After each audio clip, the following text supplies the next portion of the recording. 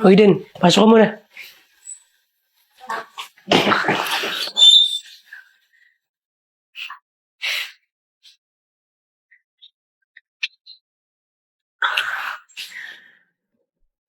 Abala Eden, ano bang sadya nyo?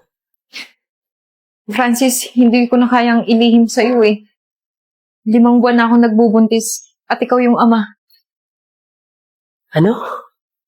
Sinasabi mo ako yung ama? O Eden, nagugulan ako eh. Paano naman ako naging ama niyan? Alam mo naman, di ba? Isang beses lang may nangyari sa atin. Eh bakit? Pinapamukha mo ba sa akin na hindi ikaw yung ama? Ikaw lang naman yung lalaking gumalaw sa akin ah. Hindi ako sinungaling, Francis, kaya panindigan mo to. Pakasalan mo ako. Sandali nga. Parang tinatanggi mo na ikaw nakabuntis sa anak ko ah. Di naman po sa ganun eh. Naniniguro lang po ako na kung sa akin ba talaga yan. Eto para malaman mo ha. Pag eto hindi mo pinanindigan, pakukulong kita. Pwede ba? Huwag niyo pong gawin sa akin yan. Eh kung ayaw mo mangyari sa'yo yan, panindigan mo tong anak ko. Pulis ka pa naman. Patatanggal kita sa trabaho mo, tandaan mo yan. Siya nga pala, dala na lang anak ko yung mga gamit niya. Dapat lang na dito siya mag-stay sa'yo dahil alam mo na, buntis. Maraming gastusin, mga vitamins yan, pagkain yan. Sagutin mo lahat yan. Sige po, huwag na po kayo mag-alala. Ako na pong sasagot. Buti naman nagkakaintindihan tayo. Oh, anak, maiwan na kita dito ha. Sige po. Pag may problema, tumawag ka sa akin. Huwag na Sige huwag mong anuhin tong anak ko ha. Sige po. Ano? Saan ba yung kwarto ko? Gusto ko na magpahinga. Tara, sama na kita.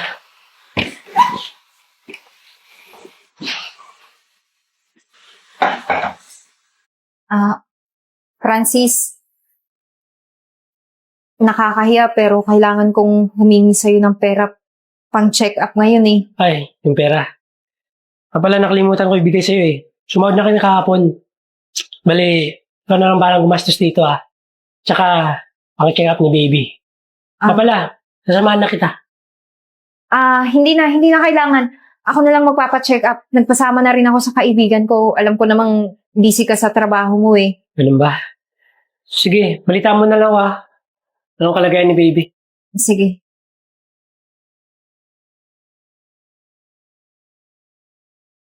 Hello, Enzo? Hello, Eden. Pwede ba tayong magkita ngayon? Ha? May sasabihin kasi sana ako sa'yo eh. Ganun ba? Sige. Importante lang talaga. May kailangan kang malaman. Sige, magkita na tayo dun sa restaurant na lagi natin pinupuntahan. Sige. Oh, ano ba yun, Eden? Ang lamig-lamig na. Umuulan pa. Buti naman dumating ka. Ito na nga, Enzo. Dapat mong malaman to. Mahalagang sasabihin ko sa'yo. Buntis ako. At ikaw yung ama. Pasensya ka na. Ngayon ko lang sinabi ha. Kasi natakot ako dati pero ngayon handa na akong sabihin sa'yo. Naku, hindi ko pwedeng panagutan yan, lalo-lalo na malaman ng asawa kung buntis ka. Teka lang. Ano ba ibig mo sabihin? Nagsisinungaling yung anak ko? Ayaw mo tanggapin na nabuntis mo siya? Kung ayaw mo magsustento, susumbong kita sa asawa mo. Lasing lang tayo nun eh, tsaka wala naman yata nangyari. Hindi nga ako sigurado kung anak ko yung dinadala mo eh. Para malaman mo ha, pag hindi mo pinanindigan tong anak ko, sisirain ko yung buhay mo at sisiguraduhin ko malaman na asawa mo yung ginawa mo. So sinasabi mo na may iba akong lalaki na gumagalaw sa akin? Gagawin ko ba yung pagpunta ko dito, pakikipagtagpo ko sa'yo dito? Kung hindi to sa'yo? Ha? Isipin mo. Ganito na lang, magkaroon na lang tayo ng kasunduan. Magbibigay ako pero di ko pananagutan yan. O sige, ano yung assurance na bibigyan mo ako ng sustento dito sa anak natin? Ha? Sabihin mo. Sige, bukas na bukas magbibigay ako ng malaking halaga. Tapos, huwag ka na rin magpapakita sa akin ha. Siguraduhin mo yan ha. Oo. Paano mauna na ako? May lakad pa ako eh. Bibigyan naman pala. Ganun. Anak, mamaya nga pala pagdating ni Francis, siguraduhin mo humingi ka ng malaking pera, ha? Para bago tayo umuwi ng probinsya, meron tayong hawak ng malaking pera. Alam mo naman, ang Huwag kang gastusin mag-alala. natin doon, mga kapatid mo. Huwag kang mag-alala, ma. Ako na bahala. Alam ko namang magbibigay yung si Francis. Ay, Ako na dapat mawala lang. ng lisensya. Ay, ma.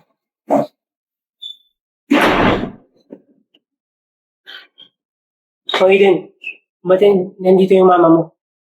Francis, kasi siya na lang yung sumama sa akin nagpa-check up eh. Okay naman yung baby natin. Pirmahan ko yung anak ko sa doktor, wala ka kasi. Eh nga pala, may iba ako, Francis. Eh baka pwede mo namang bigyan kami ng pera. Dahil alam mo na, itong anak ko, breadwinner namin yan. Eh binuntis mo, kaya natural, yung responsibilidad niyan, eh responsibilidad mo na rin. Mawalang galang lang po Ang responsibilidad ko, yung bata lang, hindi yung pamilya nyo.